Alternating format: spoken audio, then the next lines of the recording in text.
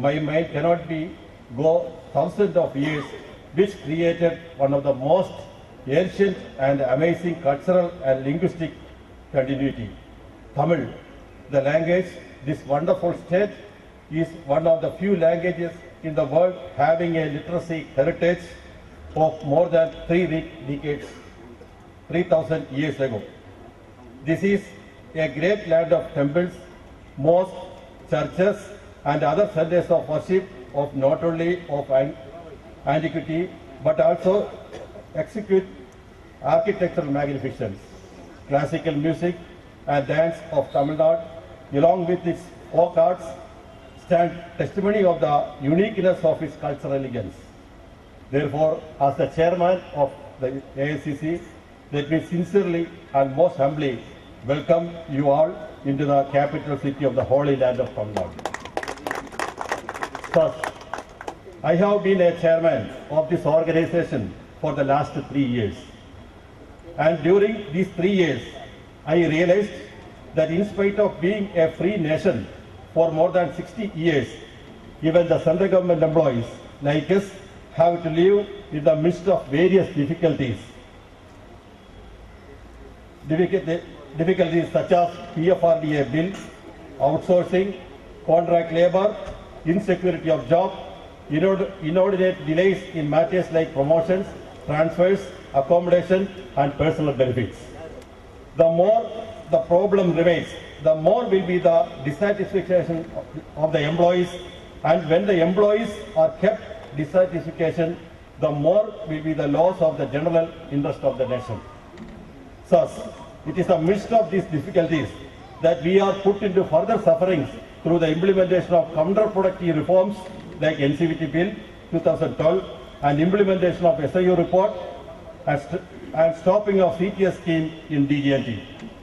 I term in counterproductive because these reforms will eat into the general welfare, promotional prospects, advantages in transfers, and various monetary benefits for the employees and officers. In these days of unbearable price escalations and allied changes, it will put our lives into a miserable predicament. This 3-day meeting will discuss each of these problems along with the grievances of our members of each unit from all over India. Thus, DGT, our establishment, consists of 3 separate directorates. One is the training directorate, which offers training to raw hands and advanced training to those from industries in skill at different levels of vocations. The second is employment directorate, which gives trainings and rehabilitation to the persons with disabilities. And the third is the women training directorate, which provides training to eligible women in finding a living in various skills. We are proud to have been entrusted with such a socially relevant service in the cause of national skill development. As a chairman of this AICC, I request you, sir, to pay special kind attention to the urgent need of alleviation of our difficulties. As the chairman, I record here my gratitude to the most honorable dignitaries on and off the dais and others for having accepted our invitation for attending the inaugural function with their graceful presence. Thank you. I request Mr. Durai Pondian, General Secretary, Central Federation for Central Government Employees and Workers. Please. President of this meeting, Comrade Rajan, our chief guest, S.S. Ramasubbu, Member of Parliament, S.K. Karvendan, former Member of Parliament, Dr. R. Raj Mohan, Member National Shipping Board, and Dharmaraj, Trustee Chennai Port Trust, Sri Kosal, the President of the All India Central Training Institute Employees Association, and Mr. Abdul Aziz, Joint Secretary of Vasan Peravai, and other friends and comrades in the dais, and comrades coming from various parts of India, and comrades from various Central Government Employees Organization of Tamil Nadu. On behalf of the Confederation of Central Government Employees and Workers, I greet this 14th All India Council a great success. I hope what is discussed in Chennai will become the discussion of everywhere in India. Chennai has some tradition. It is the cradle for trade union movement. Many of you may not be knowing the history of our trade union. It was Comrade Singara Velu who first celebrated the May Day in 1930 itself. And it was Vavu Chidambaram who organized strike against the British to quit India in 1905 itself. So Tamil Nadu has trade union culture, and we are rich in our culture also, and now it has become the capital of various developments. So I welcome all the delegates have come from various parts of India. So actually I wanted to address after our MPs address our delegates. But our Dr. Raj Mohan wanted me to address before all the others, the chief guest addresses, so that it will help them to understand the problem of the central government employees. So for me addressing meeting, it will take some hours. But our MPs has to go back before 1 o'clock. Within this limited time, I will take another 5 to 10 minutes. The first problem faced by these institute, Central Training Institute employees are this autonomous. Converting the Government of India organization into an autonomous organization. What is the meaning of an autonomous organization? It is via for privatization. You think of our Kamaraj, former Chief Minister of Tamil Nadu. If Kamaraj has not introduced the free education in Tamil Nadu, many of those people sitting here for more than 40 years would not have got education in Tamil Nadu. It is because of our Kamaraj. He not only gave us free education, he gave us dress, uniform, provided uniform. Not only he gave us uniform, he gave us books to us. And it was Kamaraj who brought this free education. Now it is in danger. Converting our institute into an autonomous institution means it is nothing but way for privatization. Once if it is privatized, what is the purpose of private people? Are they want to serve our country? Or they are willing to serve our mother India? What is their purpose? Their purpose is only profit. There was a cartoon in the paper. Say our heart makes a sound. What is the sound? Laptop is the sound of our heart. What is the sound or heart's noise of a private man or a businessman? It will always make noise. It is not laptop, it is profit, profit, profit. It is their motive. So I request our honorable MP, when I say our MP Ramasubbu, he is responsible, responsive, and he takes pain to represent our feelings to the Government of India. I have one experience also. In our audit department, our audit officers were not given higher pay scales. They are ill-treated in our own department. They are the important officers in our department, but their grade pay is 5,400.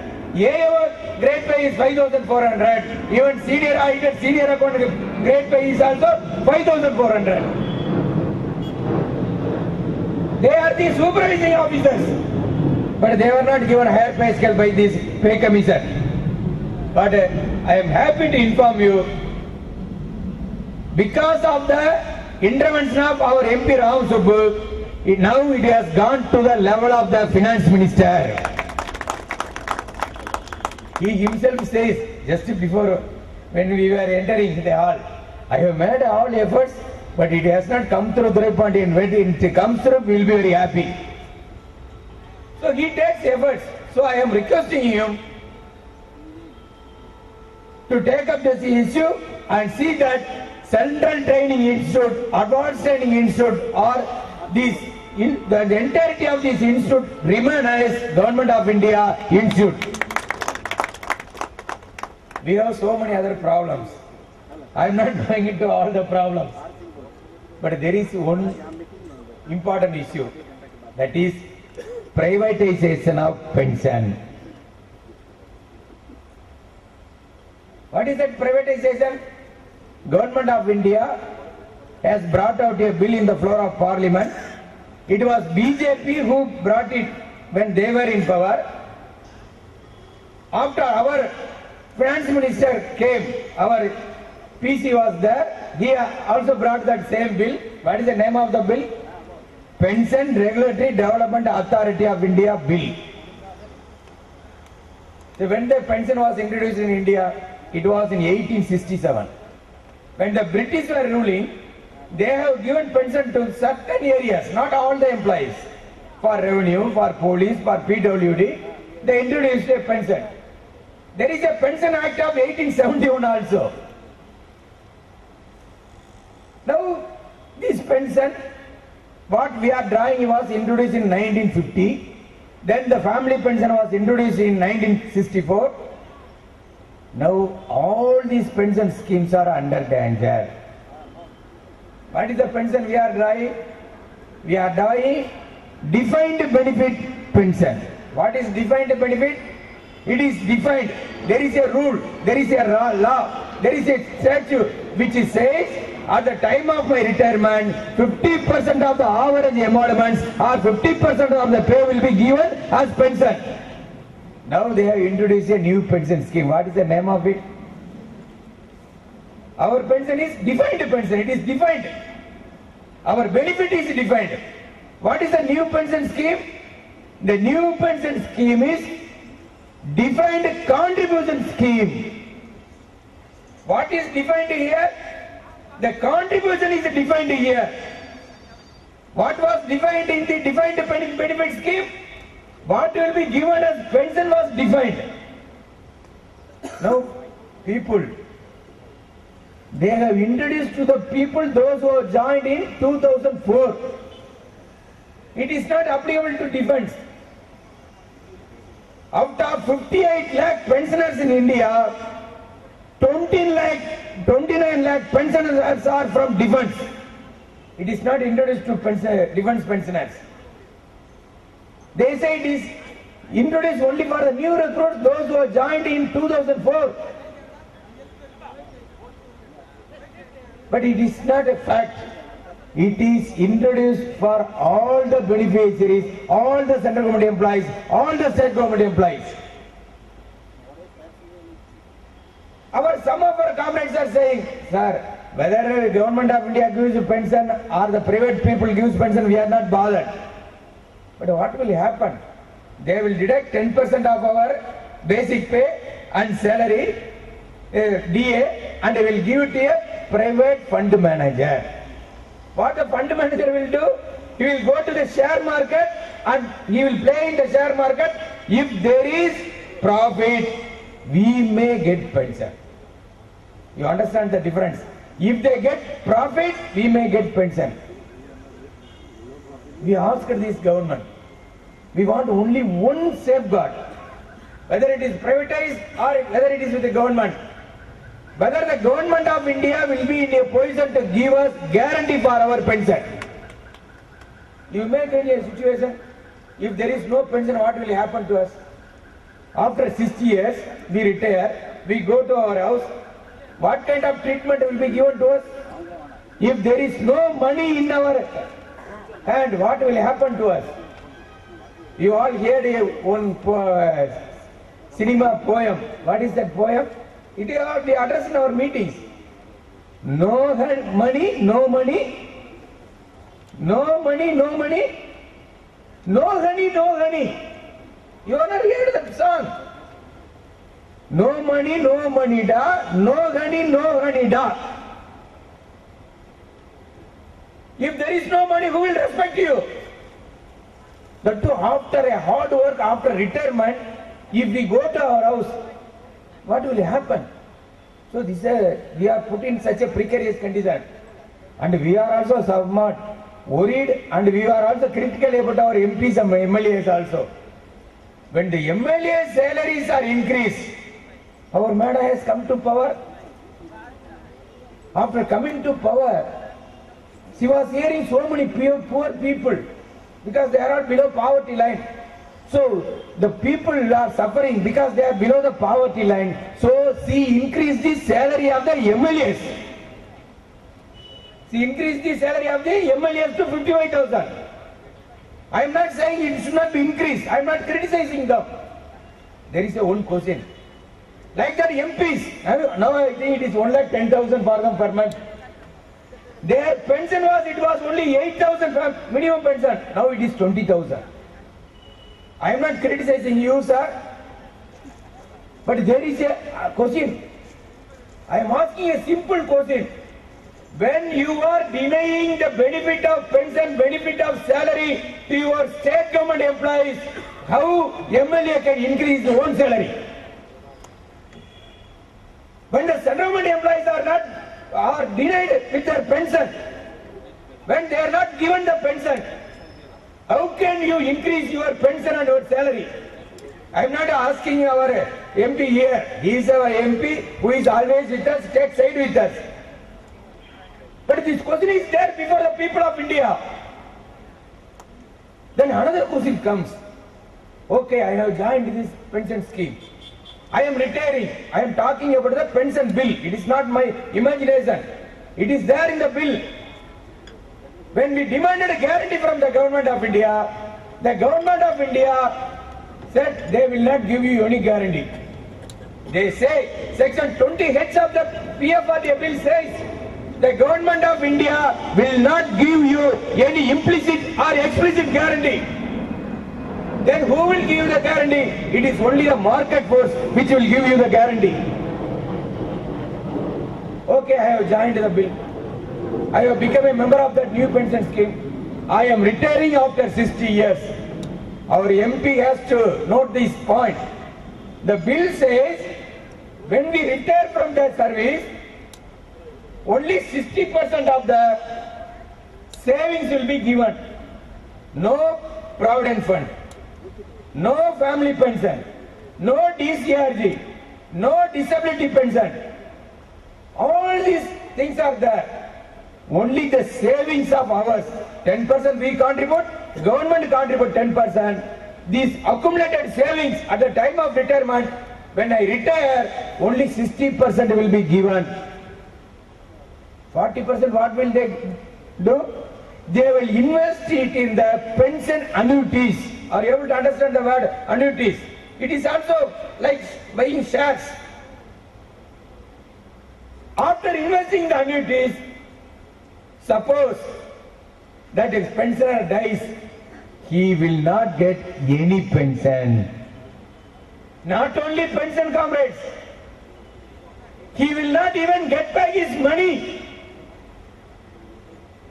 It is against the legal guarantee given by the Constitution of India. There is a Succession Act. If I save some 50 rupees in a post office or any bank, if I die, my legal heir is eligible to draw that amount from the bank or from the post office. Here, if I invest it in the pension annuity, if I die, I will not get pension and I will not get back my money, or my legal heir will not get back that money. What is the meaning of it? It is against the law of the country. It is like that. So many things are there. I am not going to the details. Again, I will be alone taking more time. So this is a dangerous bill, sir. It is against the Constitution also, sir. Article 41 says, directive principles of state policy says, it is the responsibility of the government to provide a free education. It is the responsibility of the government to provide us jobs. It is the responsibility of the government to give us pension. Article 41 says, if pension is removed means it is against Constitution. So I request our Honorable Member of Parliament, the bill may come at any time the floor of Parliament.